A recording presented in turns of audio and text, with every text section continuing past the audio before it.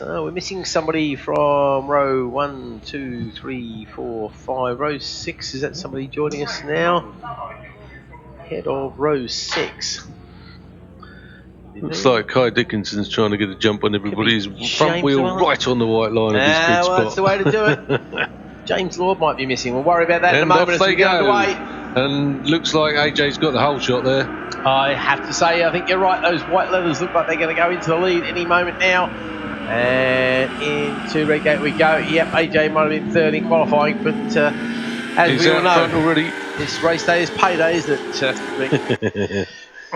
You don't get any extra points for qualifying, that's for sure. And be on the front row is obviously a good place to start. Disappears off to red gate. And it'll be interesting to see if we see another lap record go. I'm expecting, I won't lie, I'm expecting the Clubman lap record to be at least tickled here. So we're looking for something better than 36.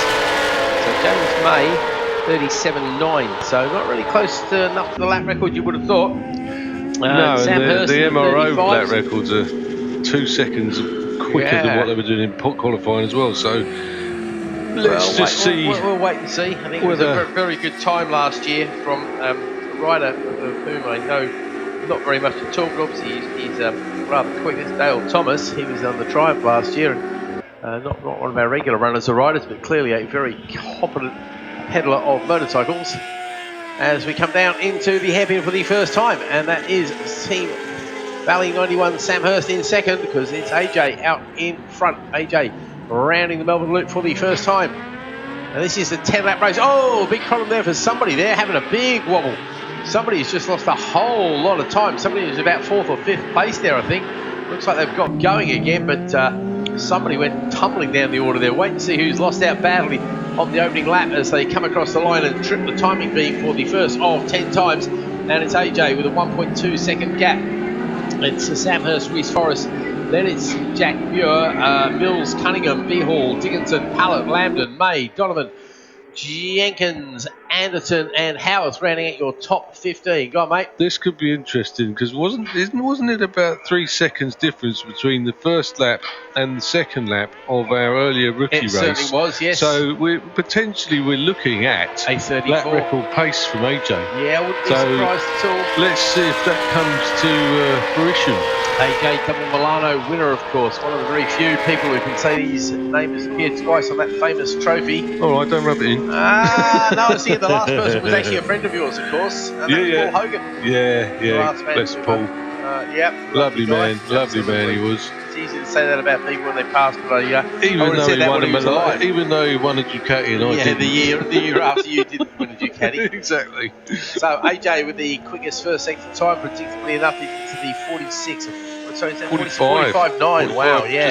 Just under 46. Seeing who was the gainers and losers. Eddie Beehall made up 5 places there. Matt Pallett went back 4. Kai Dickinson went back 4. Muir went back a couple. Reese Forrest made up 6 places, so good opening lap there for him. Will Howard's made up 4 times on this because he's not as far back as you would have expected with AJ being on the paces on. Well, let's wait and see what the gap is over the line. Last time it was 1.25 seconds. Sam Hurst there tucked in tight. Boom, looks like a battle for third. 134.462. Okay, Reese Forrest there. Jack Muir very close indeed over the line there, side by side. 0.6 of a second outside the current lap record, so he's just outside it at the moment. So what's the lap record? 34? 34. It would be 34.394. 394. Okay, yeah, so 0.3 of a second away then in real terms.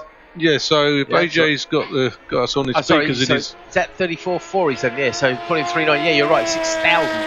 Yeah. Anyway, he's not very far away. Sorry, 6,000. So yeah, it's all right. Yeah. It's hundreds, not thousands. This is the next is, we'll get there in a minute, too many numbers. Yeah. Don't worry. So Jack Muir making up a place there. That's a vital third place overall. Clubman battle is still going the way of James May. Will Houth there in second place. We've got to keep an eye on those Clubman times as well, because they're the ones that we were wondering if it's going to tumble. We've got a 38.3 there from May, so we need a 36, don't we, to be on that pace? 36.664 in the Clubman. 38.9 for Houth. They're the top 2 in the Clubmans at this stage as AJ comes down to the hairpin once again. Starting to open up the gap to himself and Sam Hurst just a little bit. Jack Muir trying to take the chase away from Reese Forrest there behind those 4. then it's Cunningham and Beehall quite close. Addy Beehall having a particularly good race at the moment. I don't think we've seen him on a podium yet. Well, so. He's just gone to 5th, I believe. Look, we've got a jump start penalty there. Ooh. That's number 56. 56 is Michael Mills, unfortunately, with the penalty, and that relegates him down to 16th place. So poor old Michael there, who's going to flash up on the screen briefly and then go tumbling down. Yeah, he's in 6th place, but unfortunately that penalty, because they're all quite close at the moment, sees him down the order, and he's outside the top 10. In fact, he's outside of the points, just. So Howth over the line there with a 39, so no improvement there from him. May over the line with a 38.5, no great improvement from him. Johnson into the 34s once again, but not quite that magic 34.3 that he needs to add to his already very impressive lap record. Tell you which, AJ's lap records, mate, the most impressive one to me are the ones he's done on the TZR 250. Oh, okay. The lap time that he did at Cadwell Park would have put him 6th on the power bike grid that year. That's a joke. And I think at the Brands Hatch Indy, he's done. It's a 51, isn't it? It's a 51. I mean, yeah. 51. 51 on a 40-year-old bike. I was going to say, as you well know, there's track day heroes who dream of getting under a minute there. Yep. And on the nice Jix 1000. Yeah, and AJ, you can have those at breakfast quite happily. So AJ Sandhurst, he just eats talent for breakfast. That's what I think. Yeah, absolutely. Feast on the stuff, I reckon. So Michael Mills, unfortunately, running very strongly at the moment, but that penalty, I didn't quite see him jump myself, but we do keep a very close eye on these things. If you're out of position at the start, I'll tell you what, 4th, 5th and 6th of this race, they're having a right tear up.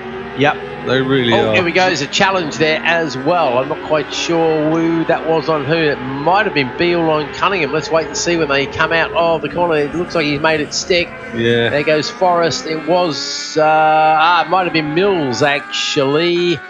Well, there was an overtake. I couldn't see who. Would you say there was one just down here? Yeah, just the Goddards there as well. Yeah, there was one Cunningham, 4th down there. Okay, that'll be Cunningham on Forrest then. So I think that might have been Mills trying to make up a place, but of course, unfortunately, with that penalty, he drops down the order down to 13th place. Well. So not quite working out for him.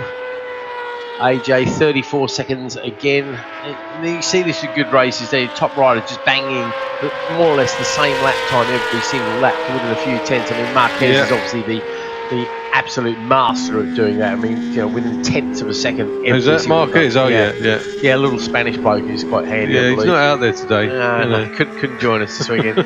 probably being re-engineered somewhere in a hospital in Spain or bolted back together, because he seems to spend a lot of his time doing that, that's for sure. AJ down into the loop once again. Samhurst having a lonely time, not able to take the fight. It's a good ride though from Samhurst. No, he's every reason to be very pleased with that as well. Absolutely. Jack Muir will be absolutely delighted to be back on the podium as well if he can hang on to that. Well, 4th, 5th and 6th have decided to have a break from all the tearing up, and they've left it to 5th, 6th and 7th as somebody who was in 7th has now done the pair of them for 5th. Excellent. Well, that could well be Matt Pallett actually. I think... Actually, no, it might be Addy Beehall. I see. This is the problem when it all gets split up a little bit. Yeah. And the way they're so distant, it's difficult. Right, here comes that battle then over the line, and that is, I think that is Beehall, Pallett, Dickinson, and Lambden. Yeah, those guys are separated by less than a second, all 4 of them. Michael Mills now moves into the top 10 despite that penalty. I think he came across the line in 6th place as well. Pallett goes past on Dickinson that particular time. We have a new lap record. Oh, there we go, 34.382. He snuck it in there. Well, AJ has snuck it in there. Last lap, 134.382. Good man. Absolutely brilliant. Well spotted there, Rick. Yeah, it's amazing stuff because he's halfway through the race. He's leading. Yeah, what's his gap? Well, he's got 3.5, 4 second gap, right? Basically. Yeah. So you think he's pretty much in, okay, let's hit the cruise control, let's bring home the 25 points. But AJ, no, that's why he's the champion that he is, really. Yeah, well, I think, like I said earlier, I don't know how much time he's had on it. I don't know if he did anything yesterday, but maybe like qualifying was his first go back on it. Yeah, it could well be. You never know, might have been running some older tyres, maybe suck some fresh rubber in for the race. There's so many different factors. This is true. You're the last person I need to explain that to. Don't they? Oh, yeah. Lots and lots of it, unfortunately. AJ over the line then. doing it easily. Yeah. 34.4 this time. Yeah. Very, very fast, consistent. So he's within a couple of hundredths of a second of where he was the previous time. It's just talent of the guy is just ridiculous, really, isn't it? And Well, he's no longer young AJ that's either. less than a tenth of a second difference between that lap and the last one. So consistency, you know, I mean, it was consistency literally a is king. couple of hundredths. It really is. So Mills there. Now that's interesting. Mills is no longer showing us having a penalty, so he's been now into his fourth place. So well, I've never seen that before, but then again, you've got to have these things just to break it up a little bit there. Maybe they picked the wrong guy. Yeah, maybe. You never know. You never know your luck, do you? It seems strange to change during a race, but there we go. Sometimes these things go like that. How are our top two in the clubman's doing there? We've got James May, 37.660, so he hasn't quite cracked it. And Will Howard's 39. No, he's nowhere near it, unfortunately for Will. Neil's into the 38s. In fact, if anything, Dean Neil is catching Will Howarth ahead of him there. He was around about a second quicker on that particular lap, so I don't think things are going the way Will Howarth would particularly like them to go. That clubman's lap record is not out of touch if people get quicker because it's a second. And you know, if it's a nice day again tomorrow, you know, people get quicker with more time on the circuit. That could be within reach as well. We could have lap records all over the place. We certainly could, particularly if the weather stays the way it is. Those listening at home, so I haven't explained the weather here. If you had a look at the weather forecast during the week, you'd be expecting it to be all soggy and horrible and yucky. But actually, it's been glorious sunshine. There's no wind. It's actually lovely here at Donington this weekend, isn't it? Yeah. Let's hope it saves it till Monday if it's going to do any of that nonsense. Yeah. So yeah, Michael Mills over the line there in fourth place. Gareth Cunningham there behind him now. Yeah, definitely starting to spread out a little bit. At least half a second between everybody there. Matt Pallett had a good lap there, made up 3 places.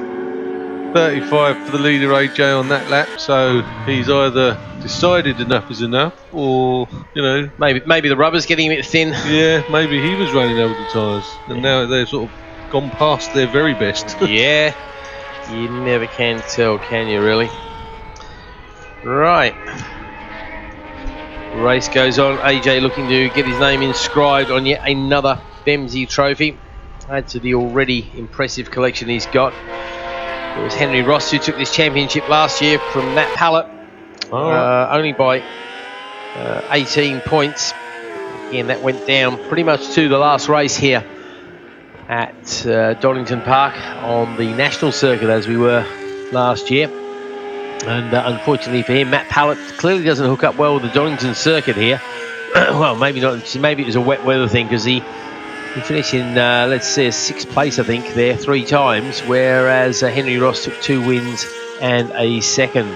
Let's have a quick check earlier in the year on this, the Grand Prix. No, see, it was 2 wins and a second for Matt Pallett earlier in the year, so maybe it was a weather thing. That, didn't get on back to the lap times with AJ, I think that's a backmarker thing because he's in amongst them now and he's just done another 2 and he's down in the 36s, so I think that's where that's gone. That is the other problem, of course, with a longer race. You do tend to find yourself playing with the backmarkers a little bit more, and obviously you played the black marker lottery quite a few times over the years. Of the game, yeah. Yes, exactly it, isn't it? And yeah. Some days you're the bug, some days you're the windscreen. It's as simple as that as far as the back markers go, isn't it? Indeed. You never can tell which way it's going to shuffle out. Still some PBs going out there. Like Pallett's on a PB for the last lap, 1:35.634, and Lambden's the same. I'm guessing they're in. Yeah, there's a second or 3/4 between them. So I thought they might be in a battle, but it looks like they're doing those PBs on their own. Yeah, absolutely. A 2.5 between them. You're right. They're just trying to find the speed there and trying to keep it all going. Not a good lap there for Reece Forrest. He must have had an outbreak manoeuvre or something like that. He's lost 2 places on that particular lap, and he's dropped a couple of seconds behind Kai Dickinson as well. So, unfortunately for him, drops him down just a little bit. Still inside the top 10 though. Okay, last lap play is going to go out very shortly indeed. AJ's going to be making his way around to the checkers. Man is just arriving at the last corner. Thought he was.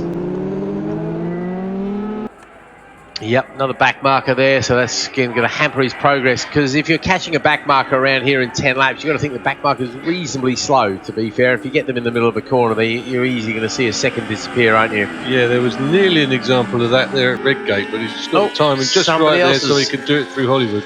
Somebody else has gone off at Redgate there. You can see the yellow light flashing away. I'm not quite sure who we've lost there. That's a deep sandpit over there as well. I can tell you Yeah. that. Not from personal experience, by the way. Really? Just the number Okay. of bikes that have been stood up with it, with no rider on. They just stand them up and get off. Abandon the bike and away you go. Yep. Let's see if we can see who that is. Unfortunately, somebody's going to drop down the order very shortly. Nobody. It's going to be a little while actually, because if they've gone off at the first corner, obviously, then it's going to be a little bit time to get around there.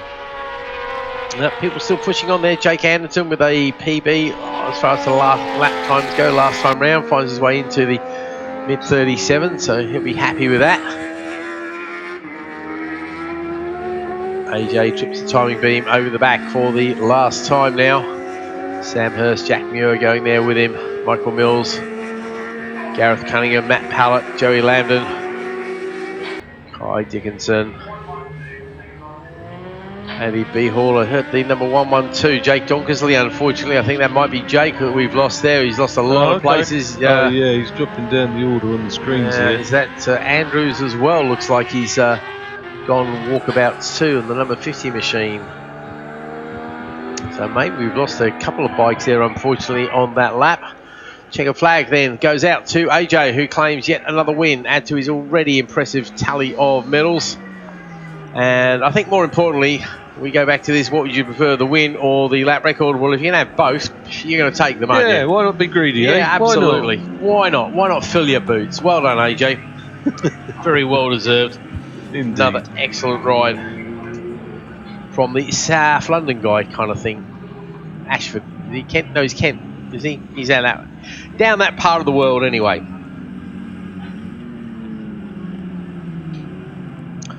So Sam Hurst finishes in a well-deserved second place there. Jack Muir, Michael Mills, Gareth Cunningham, Matt Pallett, Joey Lambden, Andy B. Hall, Kai Dickinson, Reese Forrest. And just outside the top 10, we've got Jenkins, Anderton. James May does indeed win the Clubman encounter, ahead of Keith Pobar, Donovan, Will Howarth next to the Clubman, just ahead of Dean Neal. And we've got Llewellyn, Hands, Marsh, Nunn, Mann, Tufnell, Egginton, Preston, Burrows, all claiming the minor placings as they strive for that little bit of glory to add to the 117-year history of this incredible racing club, the oldest one in the world. Yeah. There we go. Contrary to popular belief, I wasn't there when it started. I think Jeff Matthews was there.